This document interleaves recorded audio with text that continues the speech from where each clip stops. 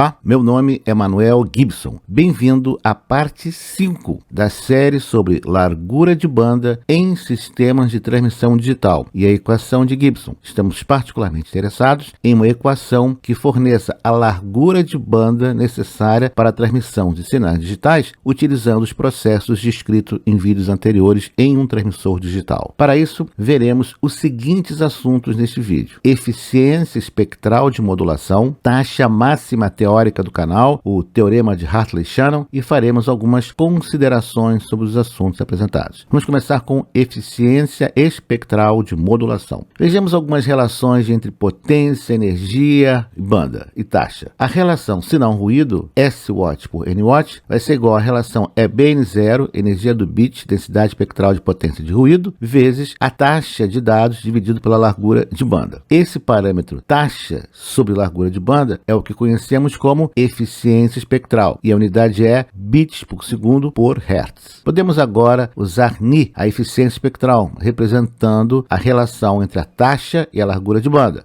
Nesse caso, podemos simplificar a equação como relação sinal-ruído é igual à relação EBN0 vezes eficiência espectral de modulação.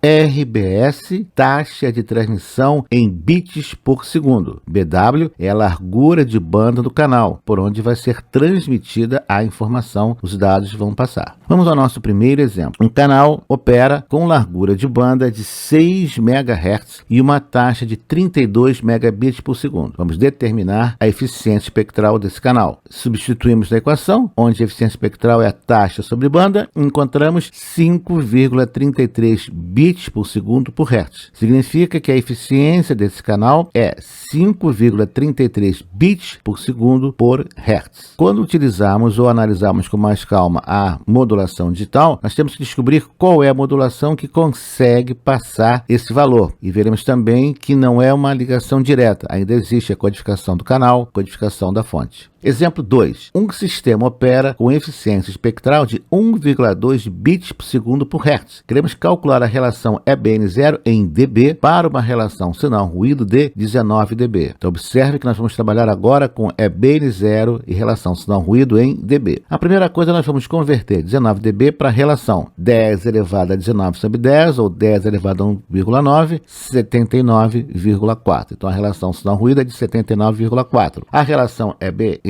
Sn sobre Ni, o valor linear 79,4 sobre 1,2, 6617. Agora, calculamos 10 vezes log na base 10 de 6617 e encontramos o valor em dB. A relação EBN0 em dB é então igual a 18,21 dB nas condições dadas. No próximo exemplo, nós temos a relação sinal-ruído de 12 dB, a relação EBN0 também 18 dBW por hertz, e agora queremos calcular a eficiência espectral mínima que atende a essa especificação. 12 dB, agora sabemos converter, 10 elevado a 1,2, 15,85. EBN0 18 dB, convertemos para tamanho linear, obtemos 63,1. Da definição, vamos dividir a relação sinal-ruído pela relação EBN0, linear, e obtemos 0,25. A eficiência espectral é igual a 0,25 bits por segundo por hertz nessas condições. E a pergunta é: existe algum tipo de modulação cuja eficiência espectral seja menor do que 1? Pelo que nós vemos na tabela, a modulação mais simples que existe, o BPSK, a eficiência espectral é 1 bit por segundo por hertz. Onde está a modulação menor do que 1? Aguarde, veremos mais à frente. No próximo exemplo, temos um canal operando com largura de banda de 6 MHz e uma taxa de 32 megabits por segundo. Qual é a modulação com a menor eficiência que atende a especificação? Vamos ver. Primeiro, calculamos a eficiência espectral, 5,33 bits por segundo por hertz. A modulação mínima que atende é 64 QAM, que tem uma eficiência espectral igual a 6 bits por segundo por hertz, mas que é bem exigente quanto à relação sinal-ruído para uma determinada BER. Veja na tabela a modulação 64 QAM com eficiência espectral de 6 bits por segundo por hertz, maior do que 5,33 que nós precisamos. Aí está ela. Observando o quadro,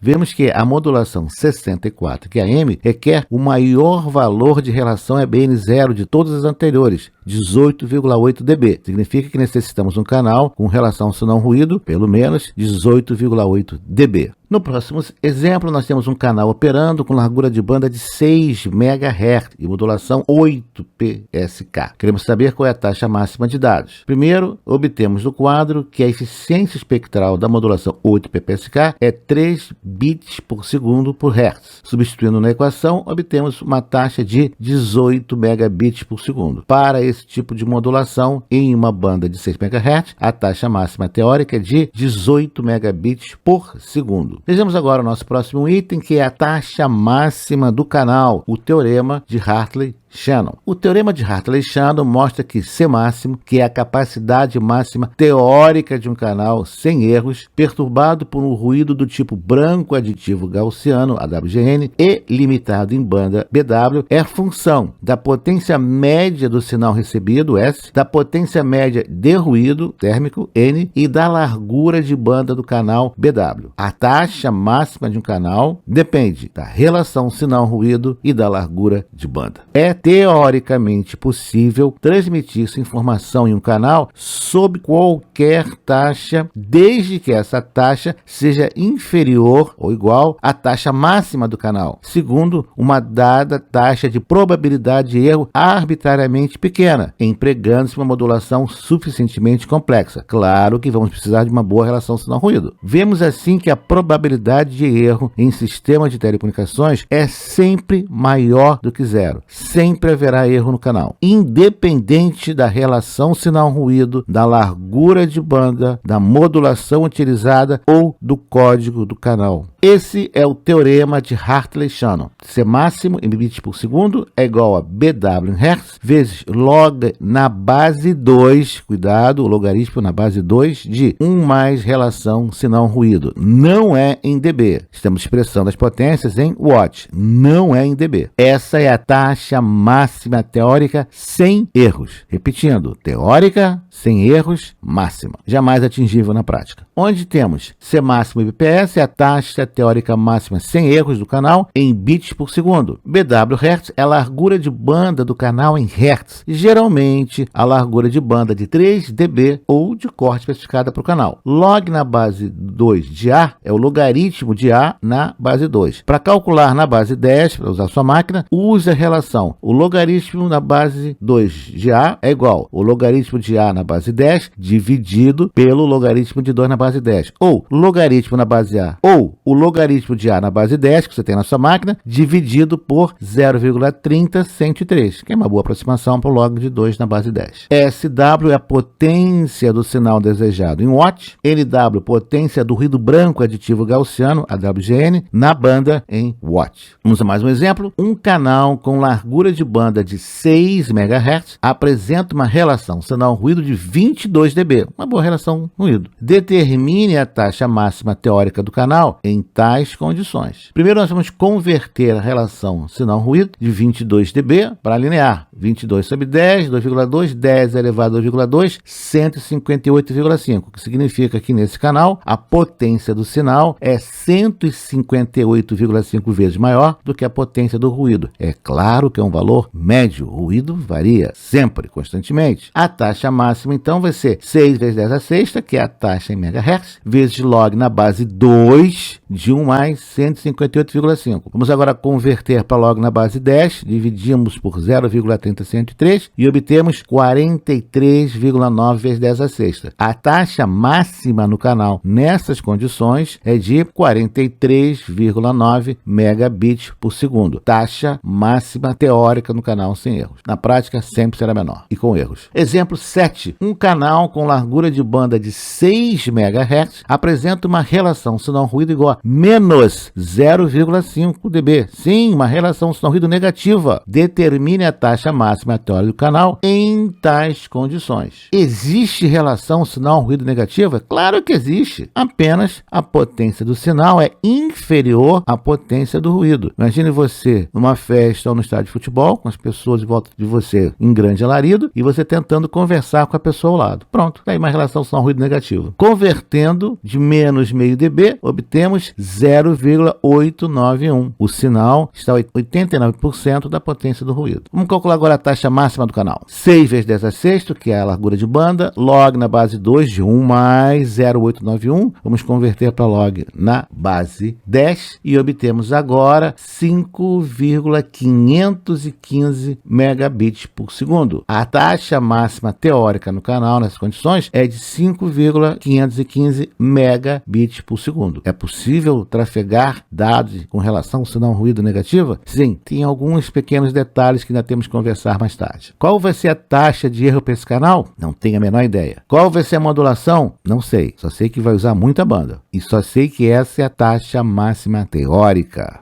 Quer dizer que consigo transmitir informação com qualquer relação sinal ruído? Claro que não, não é bem assim. Tem um limite. Mais à frente vamos ver que limite é esse. Próximo exemplo. Um canal com largura de banda de 6 MHz apresenta uma relação sinal ruído de 45 dB. Uma excelente relação sinal ruído. Deve ser cabo. Determine a taxa máxima teórica do canal em tais condições. Solução? Convertendo 45 dB, nós temos 31.622,78.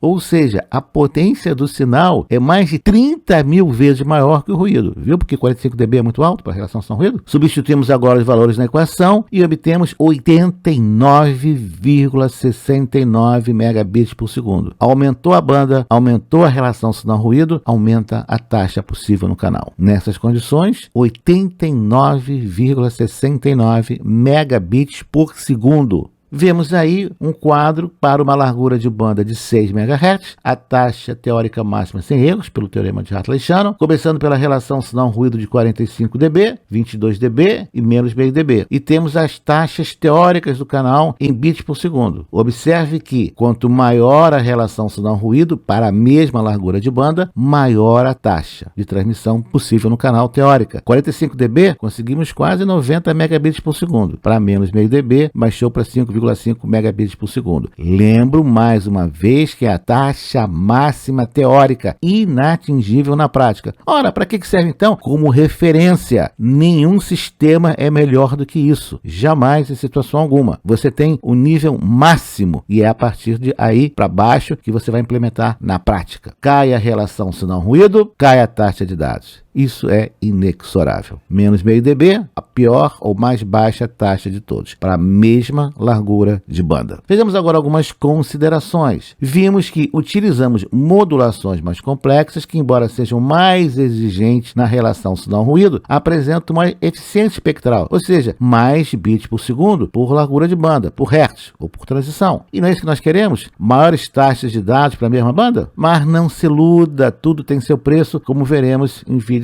no futuro. Neste vídeo, apresentamos a equação de Hartley-Shannon e alguns resultados. Outro aspecto interessante é que operarmos com relação sinal-ruído negativa e, mesmo assim, podemos transmitir dados. A equação de Hartley-Shannon apresenta a taxa máxima teórica sem erros. Ela é inatingível na prática. Os sistemas comerciais jamais chegarão a essa taxa. Nossa preocupação como engenheiros e técnicos é chegar o mais perto disso utilizando as técnicas ao nosso dispor. Mas quando trabalhamos com relação sinal-ruído negativa, nem me pergunte a taxa, vai ser lento. Mas possível. E no próximo vídeo, vamos apresentar alguns resultados surpreendentes, pouco esperados da equação de Hartley-Shannon. Vamos analisar um gráfico que nos aponta a solução, a tendência para sistemas reais, para projetos reais de telecomunicações, quanto à relação sinal-ruído, eficiência espectral, tipo de modulação e taxa de erros. Que tal? Então, nos vemos no próximo vídeo. Até lá! Obrigado por ter assistido a este vídeo. Deixe o seu like, inscreva-se no canal, acione o sino e seja notificado dos novos lançamentos semanais.